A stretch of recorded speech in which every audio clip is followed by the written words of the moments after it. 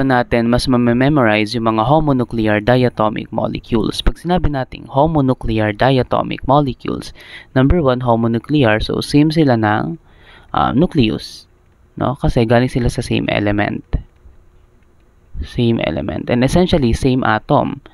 Pangalawa, diatomic sila. Ibig sabihin, they are composed of 2 atoms covalently bonded to each other.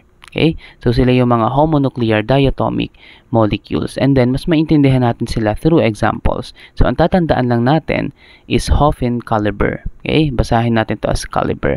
So, yan yung gagamitin natin na mnemonics. Yung H is for H2.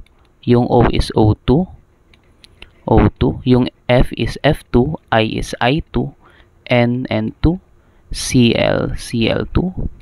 And Br, Br2. So, ito yung mga homonuclear diatomic molecules. Nag-exist sila as diatomic molecules in nature. Okay? Again, Hoffman caliber. H2, O2, F2, I2, N2, Cl2, Br2.